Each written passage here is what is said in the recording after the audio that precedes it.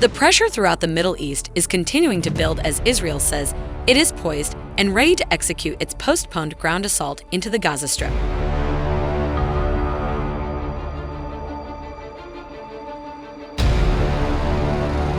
With Hezbollah and Israel trading fire across the Lebanon border at a growing pace, and after U.S. Akarni swatted down a relatively large-scale missile and drone attack emanating from Iranian proxies in Yemen.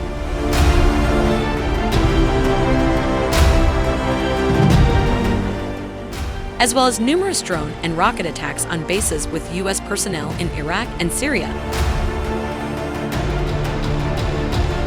The possibility that the Gaza operation could trigger a much wider conflict is highly palpable. As a result, the U.S. is deploying additional Patriot batteries and a Terminal High Altitude Area Defense, or THAAD ballistic missile defense battery to the region.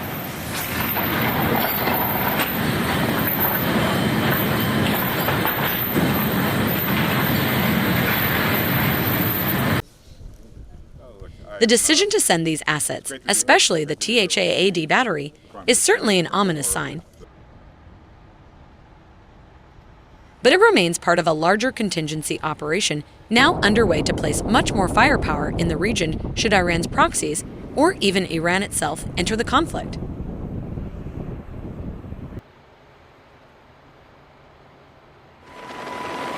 This will soon include 2 carrier strike groups and an amphibious strike group, as well as additional Allied warships congregating in the eastern Mediterranean.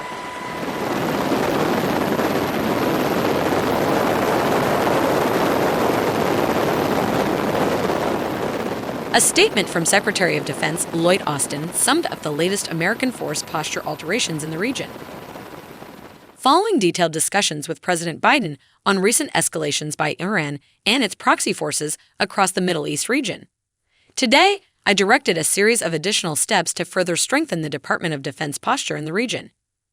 These steps will bolster regional deterrence efforts, increase force protection for U.S. forces in the region, and assist in the defense of Israel. First, I redirected the movement of the U.S. Dwight D. Eisenhower Carrier Strike Group to the Central Command area of responsibility. This Carrier Strike Group is in addition to the U.S. Gerald R. Ford Carrier Strike Group, which is currently operating in the eastern Mediterranean Sea. It will further increase our force posture and strengthen our capabilities and ability to respond to a range of contingencies. I have also activated the deployment of a Terminal High Altitude Area Defense, THAAD battery, as well as additional Patriot battalions to locations throughout the region to increase force protection for U.S. forces. Finally, I have placed an additional number of forces on prepare-to-deploy orders as part of prudent contingency planning to increase their readiness and ability to quickly respond as required. I will continue to assess our force posture requirements in the region and consider deploying additional capabilities as necessary.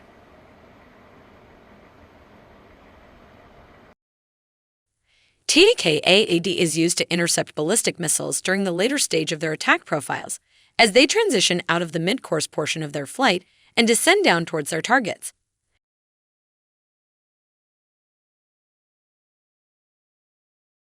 It can intercept more capable, faster, and farther-flying ballistic missiles and at greater ranges than Patriot, and thus provides an upper-layer anti-ballistic missile defense tier that in many cases complements Patriot.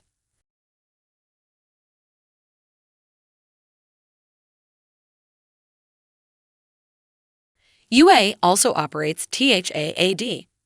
The first operational use of the system happened there in 2022.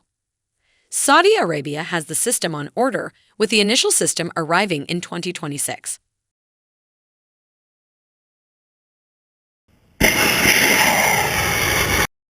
There is a general misconception about how much capacity the U.S. has when it comes to these advanced air defenses. Patriot batteries are limited in number. You can read all about this reality here, and THAAD is a very low-density, high-value asset. So moving these into the region means they cannot be available elsewhere for contingencies. That does invite some risk, but considering Iran is armed to the teeth with capable ballistic missiles, and even its proxies have them at their disposal, it is a decision that we were expecting. Israel possesses arguably the most advanced integrated air defense system, IADS, anywhere, with robust anti-ballistic missile capability via Arrow 2 and Arrow 3, Patriot/GMT, and David's Sling.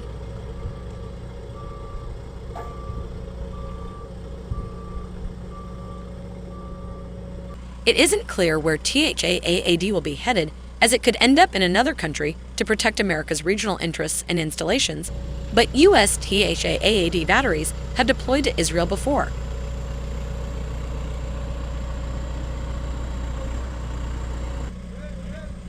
Speaking of air defense, images of U.S. Carney engaging Houthi drones and cruise missiles have been posted by the Navy. They show the destroyer's fore and aft vertical launch system arrays in action and a shot inside the Combat Information Center as the incident, which went on for many hours, unfolded.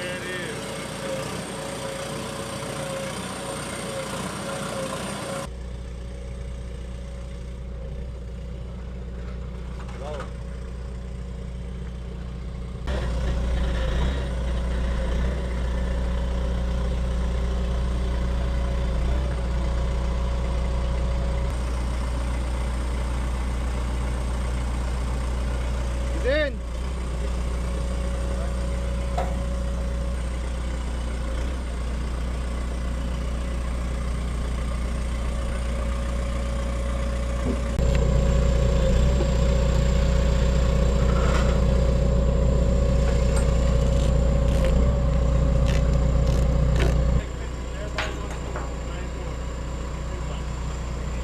Why do we have a hard? Good. Yeah.